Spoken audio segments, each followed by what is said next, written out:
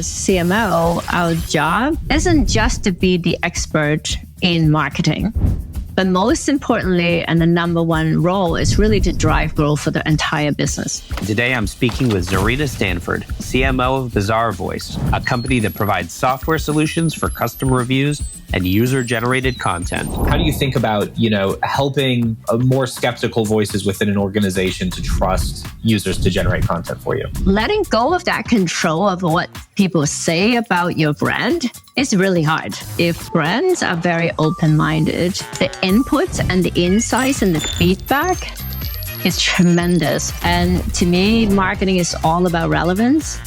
And so if you're able to relate to sometimes a total stranger when you pick up the phone as a SDR, or other times you're just meeting the person and you're making that connection, that's powerful.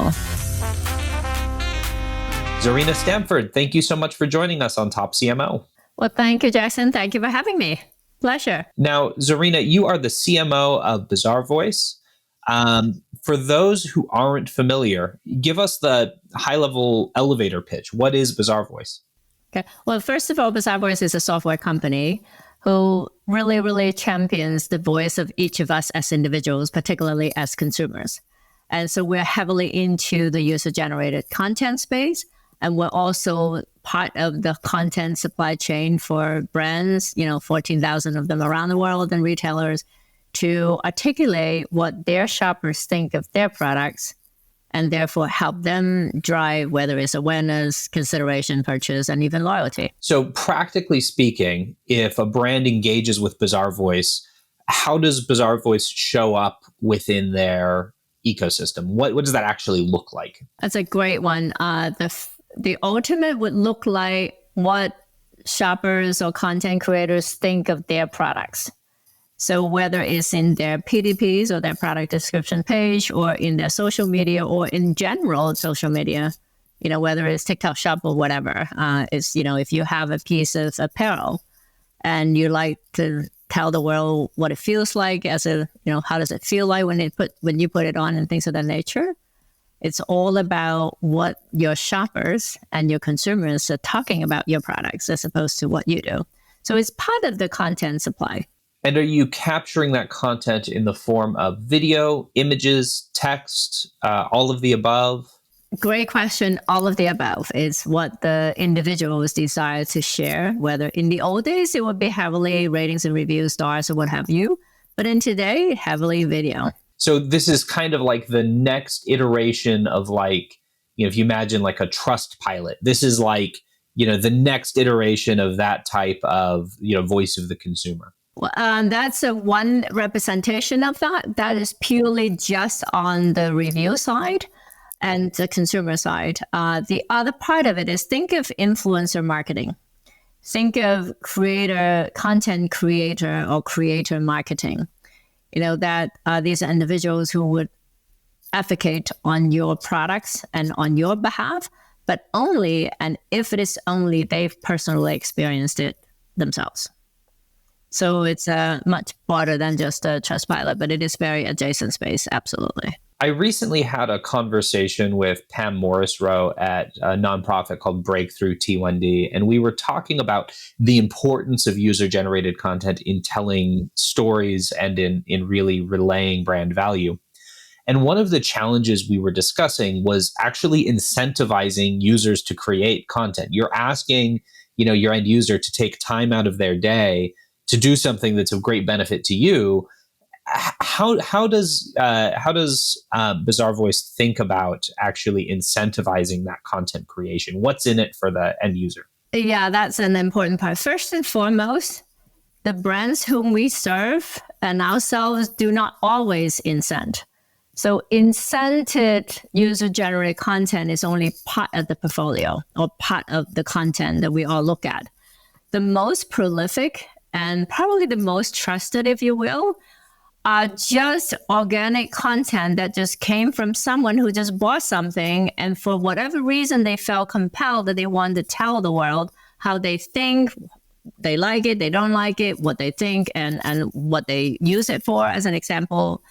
That's the most trusted, and that comes in everyday shoppers like you and I. The incenting part comes in if you are a very high profile influencer in today's world, in our business now, or in the industry. Everybody refers them as content creators. They are either compensated for their time as in a payment, or they are sometimes gifted that particular product so that they can say, hey, what do we think about it? And this is where, as I mentioned, it's really, really critical to truly be authentic. Because consumers like you and I, and as brands who are very cautious about their own brand equity and brand trust, want to make sure that they feature only truthful, trusted content. That content, however, could come from everyday shoppers as well as content creators who may or may not be incented. And the interesting thing that I think we should all know, we do quite a number of research work as well, that when we ask shoppers around the world, 9,000 or so of them around 8 countries, they actually list the most trusted would be peer content, as we just talked about. Could be video, could be text, could be photos, what have you. The second actually trusted one is actually content creators, because they understand that their role, and a little bit further down is actually the brand itself.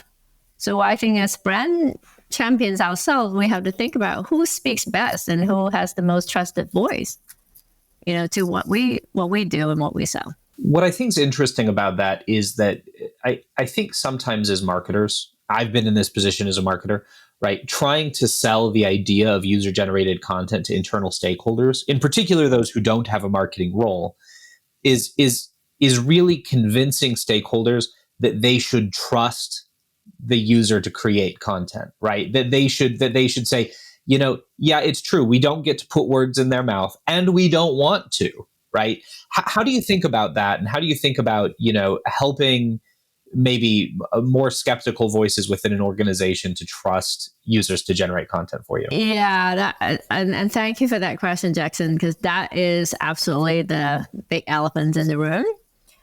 So one is, and I'll just articulate my peers in the industry, right? If I'm in the CPG space or what have you, letting go of that control of what people say about your brand is really hard. However, at the same lens, if you think about it from two sides of the coin, right? The other side is that who is the most trusted and who carries the most impact to the result that you're desiring? Those two are almost in opposite directions, right? When I say we, some of our customers, right, let's say is a home brand. In fact, it could be national brand. It could be private labels as well too. It's the same thing. That the traditional, whether if you're the brand manager, if you're the P&L owner, if you're the brand marketing person, and if you're even the CMO, some of us haven't let go of to relinquish what is our brand experience? Who is the biggest and best curator for it? That's the one side, that control. The other part is that, at the end of the day, we're here to deliver results. Which one and what types of content creates the most impact? If it is for, say, general awareness, or, many times it's for the revenue, for sales of the products. And the data would prove that it's the second one, is the consumer's voice, and even the content creator voice that has much more power. Which to some degree is like intuitive, right? Of course, consumers are more likely to trust other consumers or even content creators who have more reputational risk than a brand who's very motivated to give themselves, if I'm grading my own, if I'm making my own report card, of course it's going to be all A's, right? So it's to some extent, even, and I've made this case to companies and clients before. It's not a bad thing necessarily if part of a broader piece of feedback that you're getting from, you get a mostly glowing review with hey, here are a few areas for improvement. That is in some ways better than just a straight glowing review, because you can believe what you're hearing. You can say, okay, yeah, like no product is perfect. I appreciate that, this sounds like it's a 90% fit for what I'm looking for. And there's sort of nothing out there I've seen yet that's 100% fit. Bingo. You actually captured the essence of one of our recent, the shopper preference study, whereby we actually ask that explicit question to consumers. And they actually said they actually look intentionally for those that are not just positive, because that tells them the reality. That tells them, the bigger picture.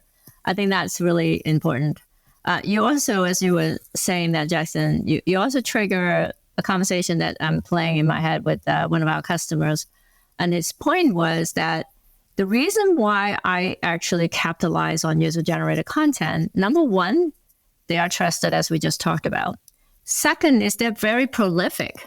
There are billions and billions of shoppers out there, and there are only limited number of content marketers or brand marketers or commerce practitioners, if you will.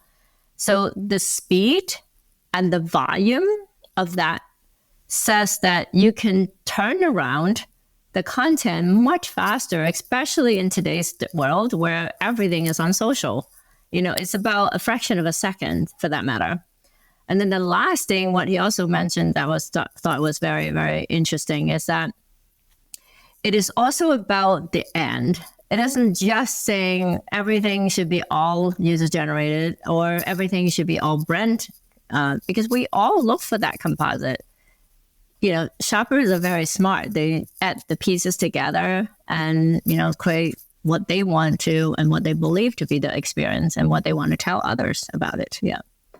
And if I may, just one last thing too, you hinted on that, is that if brands are very open-minded, and especially if you're responsible for that particular product, the inputs and the insights and the feedback is tremendous from your users, right? From your actual consumers, buyers or consumers, because sometimes they're the same person, sometimes they're not.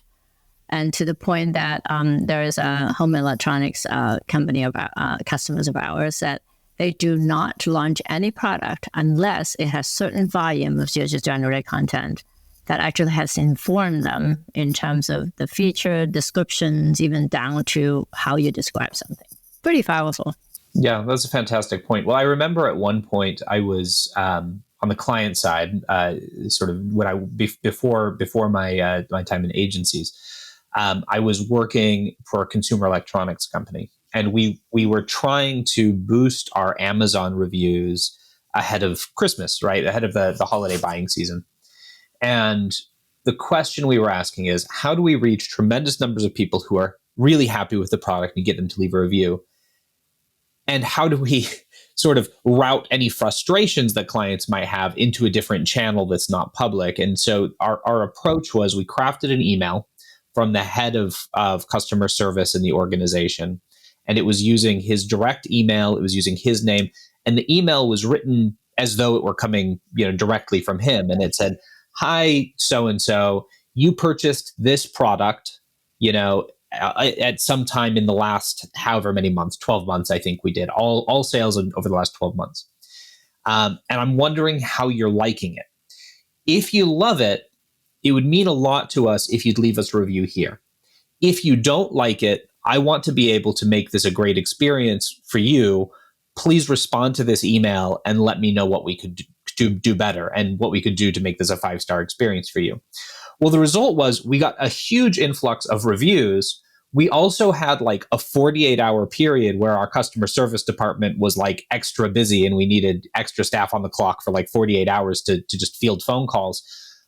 But we were able to boost our Amazon ratings by like a full 3/4 of a star, basically, within the platform. I think we were at like 3.75 or something like that. We were able to get up to like 4.5 off of that project. A massive lift, yeah. Makes a huge difference in conversions and a huge difference in discoverability. But also went a long way towards us figuring out what we needed to change in order to have our next product be more successful. And there are some key features that we included in our next generation that came directly from that experience. And so it was a huge moment for us. Yeah, that last part, right? Letting your consumer, the most precious, entity in the ecosystem, to guide the product development and design is most powerful. I would add one more thing though, Jason. I'm assuming that's a while back, because the scenario you just described is borderlining a little bit of the FTC regulation of repressing all sentiments of reviews. And that's only because so I assume you're familiar with that. So the FCC now really truly looking at, if we are here to serve the benefits of the consumers, we need to make sure that it could be absolutely amazing or absolutely, I'm not sure, or hey, it fits a little bit big, or I don't really like it at all, bluntly say I'm not very going to buy it.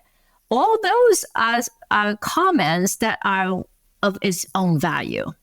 So therefore, for a merchant or a brand or a retailer to actually suppress the negative pieces of it, they've actually fined companies for that, because they are not demonstrating. Yeah, but this is like years ago. Yeah, this is years ago. That was when it was totally, But I love the spirit behind it, though, right? In terms of, hey, if we can learn from you, let us know. Let us know. And we got great response out of that. Now, I think there are, platforms like yours that do a better job of gathering customer feedback than we were doing at the time. This is before a lot of these platforms had really come online, and is kind of the, an OG approach to this sort of thing. Now, you've been a CMO for a while. You've been a CMO at IBM, SAP, Rackspace. You're a veteran, a marketing veteran. Tell me a little bit about how you came to be at Bazaarvoice. Well, that's a great one. Two major reasons. This is actually right toward the end of the pandemic, and I had just moved back to Austin. I'm based in Austin, Texas. Love the place. A little hot, but love it. And at the time, I started thinking about, okay, well, you know what? This may be home for me. So when a recruiter called about an opportunity in right here, I've never actually had, other than when I moved to New York to be at my post at IBM, I've never physically been at the same city as the core and the origin and the headquarters of the company. So that was a major attraction. The other major attraction is that Keith Nillen, who is our CEO, was actually the one whom I met first. I also met him last during that process. And I felt very compelled that this is not a role, this is not an assignment, but this is really a mission. And at the time, just like I was at Rackspace, just like I was at Cinity, was another company I was with in the data space, as well as with SAP and IBM, I've learned to be very missionary. I've learned you cannot just look at a job or assignment and a post as a post, because then you're just working. Whereas if you're doing something that you really truly believe in, and that you're having fun doing it, and that, in our belief that it's also advancing, and benefiting the industry and individuals, I just fell in love with that mission. So I said, this is the time to be. That's fantastic. Well, I'm curious how you have seen the role of the CMO change. We hear about this all the time, regularly written about in kind of like the trade media. The role of the CMO is changing. And as someone who has been in multiple different companies over the years, has been a CMO several times, how have you seen the role change? Yeah, I think the role has continued to, if I could use the word, elevate. Right. I remember, my first CMO career was at IBM, and loved the company, loved the times that I had there. And it was very, very majorly on performance and growth. And as the company's grain and DNA is very heavily about overall impact. So it's really kind of quite ingrained in me that as CMO, our job or our post, our mission isn't just to be the expert in marketing, but most importantly, and the number one role is really to drive growth for the entire business. So I always felt that, the CMOs, and from then on, pretty much in every role that I've taken, is that if I want to be a part of growing the total business. I just happen to bring in, and my team happen to bring in the expertise, just like the CFO brings in the finance expertise, the CEO brings in the general management expertise. And the table takes all of us to push forward to deliver on that. On that. And so I think, and I often share that conviction, and I share with others as well who are aspiring to be CMOs, that the first and most important mindset that we have to have is we are a business leader first. And then the next thing is, well, so what is your superpower? What is your major domain? What is the element that you have the most insights on? And marketing, finance, legal, products, what have you, happen to be the pieces that we all bring in. That's a great. How do we have?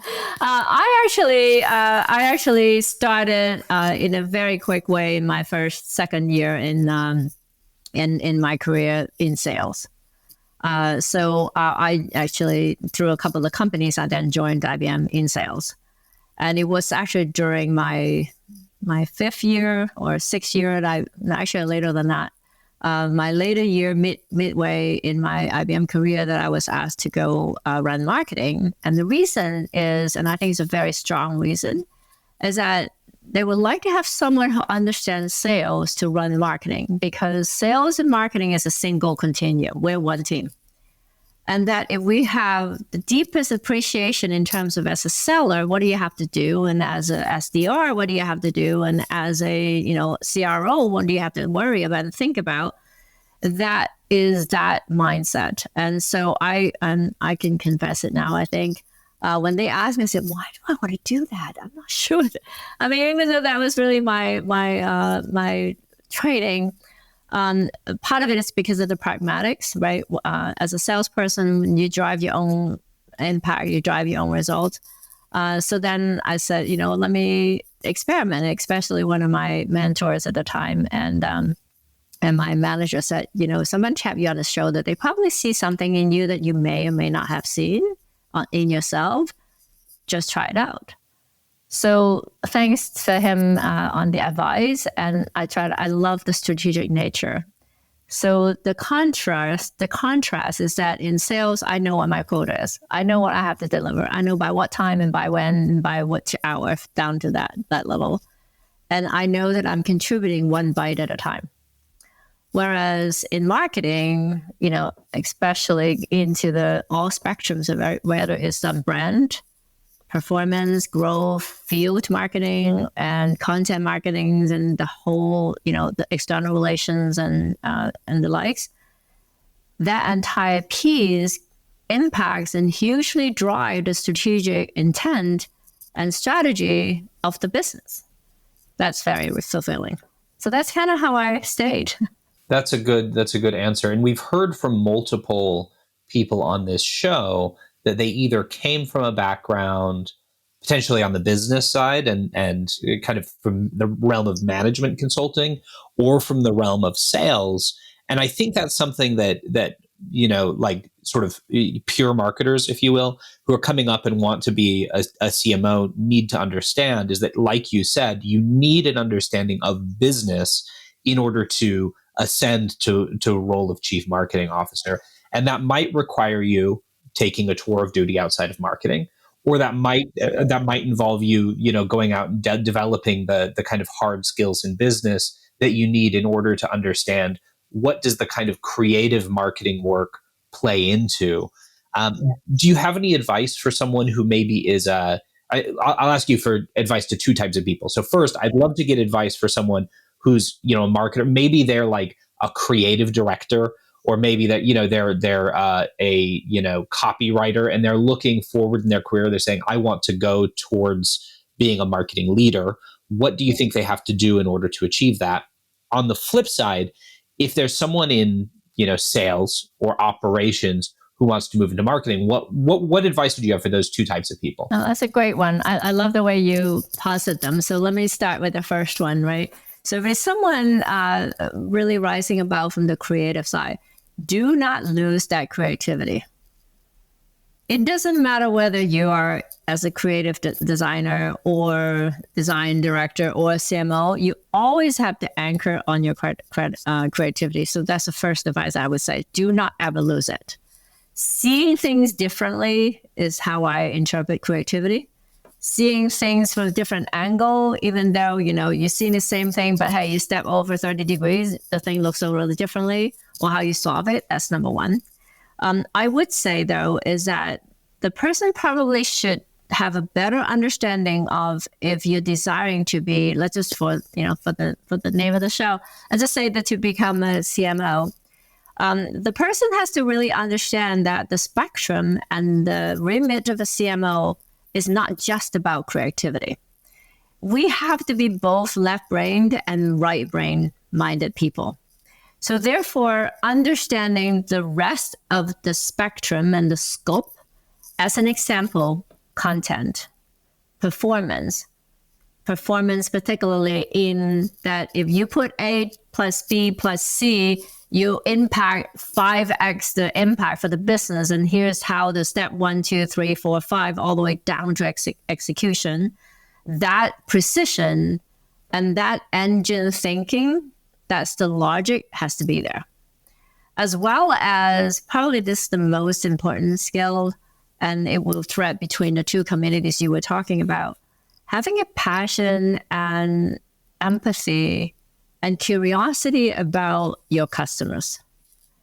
I always believe that I'm thankful for my days, 10 plus years of days selling to customers, because it had taught me how to listen to them.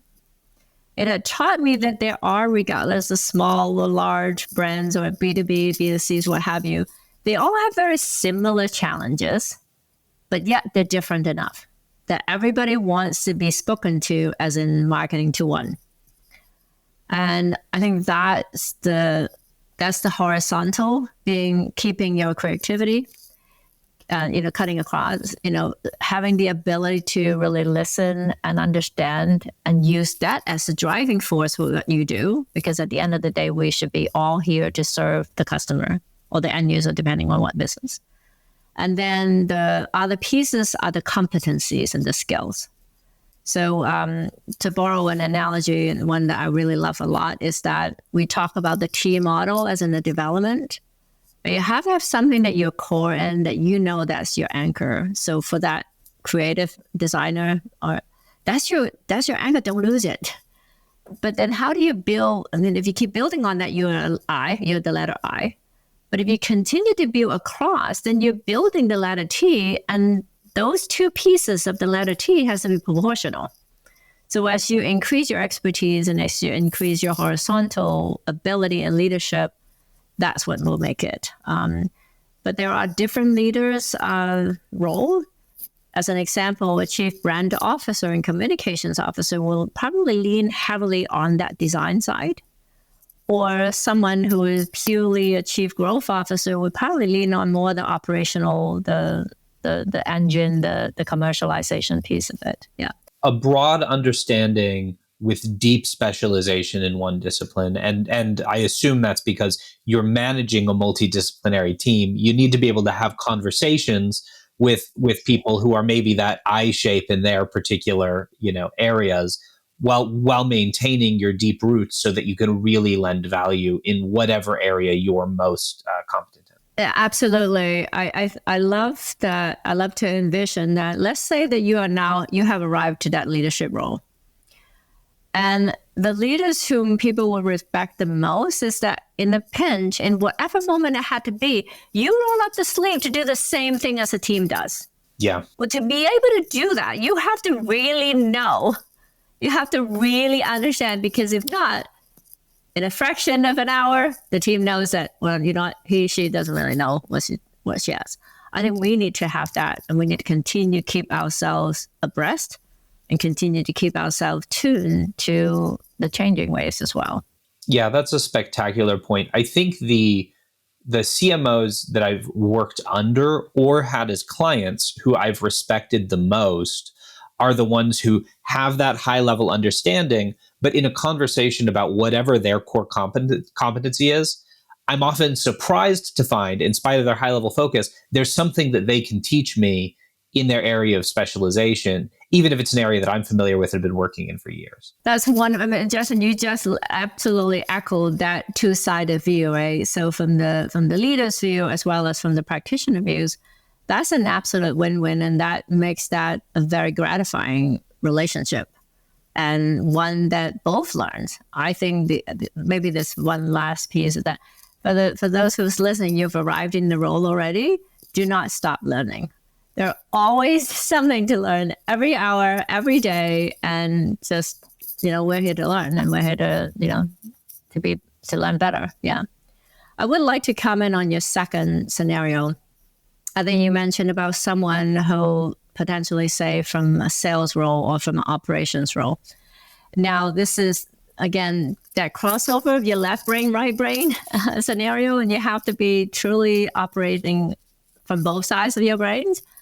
And sales and ops has a heavy alliance, which is details and transactional.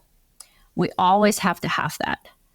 And my advice to those individuals would be, if you desire to be in that leadership or CMO and other roles, the first step would be talk to people who are in those roles so that you can kind of say, does that fit me? Does that fit the best of me?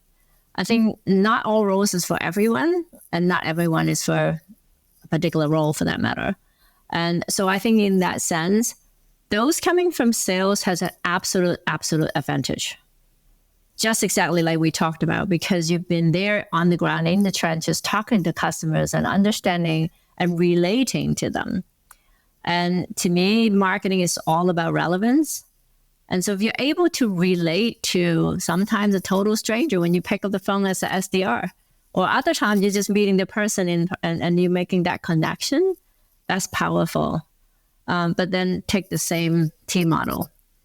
So if that is your vertical of the domain expertise, being able to connect, being able to communicate, so then you can begin to build other aspects of the competencies that will round out your letter T. And I would say the only thing I would say is it doesn't happen overnight. So don't expect it to happen like tomorrow or even 6 months, a year's time. It takes time to build up to that mindset. And I think, if you set your mind to it, I think anybody has a fair share. One of our previous guests was telling us that, her marketing team was responsible for creating like sales deck templates and sales materials for the sales team. And she said that she would never do a broad launch of a new deck or sales assets before she had sat down and delivered it to a potential customer herself. And she would, literally the CMO would walk into the sales department and say, hey, the next kind of introduction call you're having with a prospect, I want to be the one making the call. Now, she had a background in sales. They were comfortable kind of handing her the reins, and she'd sit down and give it a try and see how it worked and see how it flowed. And from there, and that same kind of approach can be used to say, like, if marketing's handing leads off to sales, how good are those leads? Let's find out by actually having a conversation with them. Are they serious? Do they have intent? Are we reaching the right persona? Do we need to go kind of up market, down market in order to hit our target? It's a fantastic point that I think oftentimes, I think there's kind of these, at some companies, there's kind of this dysfunctional relationship between sales and marketing where, marketing saying, we're delivering the leads, why can't sales close them? And sales is saying, why can't marketing give us good leads or more leads or give the leads to us faster or with higher intent? And I think that your synthesis there makes a lot of sense. Yeah, I might add to that. I absolutely echo that as well, too. It's very common. I think there is a little bit of a tested, tried solution to that, which is what we do here at Bazaarvoice and a couple of my other companies that I was with before, is that sales and marketing has the same objective. So therefore, we don't just end at the lead level. We also don't end at the pipeline level. We go all the way to, because I like to have my team, myself, and everybody having the pride to say, well, we actually do take it all the way to closing. And in fact, take it all the way beyond closing and in loyalty. that's a new model of marketing that I would love to have more and more companies adopt, because then you truly bridge that into one team. Now, there is always a who's on first, right? As a salesperson before, I know what account I'm going to go after. I know how I'm going to do it. So we all have to respect that. That is their domain. And with that, but the fact is that there are proportions, sometimes it's percentages of how we should be responsible for. And I think we should all take total responsibility. We share this mission together. That's fantastic. So shifting gears a little bit, I think if I were to ask you what the most important trends in marketing are, I think one of the first things you would say would be user-generated content, right? The voice of the consumer. And I think that's absolutely right. We've touched a bit on that. Beyond user-generated content, what other trends in marketing do you think are really shaping the industry right now, especially ones that might be overlooked by marketers? Okay, I would say something very fundamental, which is, I'm going to have two concepts and they're going to wed together. First part of the fundamentals is understanding the channel or the combination of channel mix that is going to make it the best combination of watering holes where your customers are. Sometimes we forgot about that. We have something to sell, we have something to market, we have something, and yet we forgot to think about, well, to whoever we're trying to be relevant to, where do they hang? Where do they get around? In the old days, we all think they should all come to us. So we have the biggest watering hole. I just love the whole watering hole analogy. The watering holes of today, regardless of whether you're in business or you're selling to business or just selling to consumers, is social. It's a combination of social, digital, online, and in some cases, face to face. Having that combination of the channel mix, we used to call this omni-channel, but it isn't enough. It's really, you have to be in all places, but the magic would be at the right time where your target audience prefer to be. I think we forget that something very, very basic. And, in the old days, we talk about pay on earned. It's not about pay on earned anymore. It's really, there's a new term of the peso, right? The whole, composite of the pay on shared and earned, because the last two are prolific. You can't stop the wave, nor do you want to stop the wave if your intention is to be relevant and to be heard. And one thing I think that people overlook is, they hear we have to be everywhere, and they look at their budget and they say, well, how am I going to be everywhere? Well, you have to be everywhere for your customer, for your target group. And if you're looking at your budget and saying it's not enough, maybe you need to shrink your target so you can be everywhere for the people that matter the most. And then you expand your target with your budget, as opposed to saying we have to be everywhere for everyone we could possibly service. Yep, absolutely. And you just hit on the second point I'd like to touch on too, is that if we know who we're trying to target, you only need to worry about that. The rest of the world is just the rest of the world. It's not as critical. So it really goes back to segmentation. Some of the new, the interesting thing is that we talk about one-to-one correspondence, right? You're just trying to get to one person. Then we get to, let's go to as many people as you can. But the reality is that there are certain connections that people just want to have. While there are 8 billion people around the world, that's all 8 billion people needs to know about your company and your product? No, they don't. So which are the ones that's the most important? I think that's a major part. And part of it is because the world, especially post-pandemic, what have you, are so connected. You cannot avoid, nor should we, I should say, not take advantage of the fact that you could connect to that one person. Even the person is in Timbuktu and you're in somewhere else. We're all connected. It's a major, major part, yeah. There is one last thing, though, I would say is, and sometimes marketers can embrace this a little bit. We're known to be very creative. I think we should also be very creative in terms of how we use technology. There are so many things that are now available at our fingertip to make us truly be super productive, super relevant, the hyper of everything. Technology plays a critical role. It depends on how we take advantage of it and how we leverage it. And then, I almost am biting my tongue to say, yes, there's a lot of ML and AI out there, but how do you use it?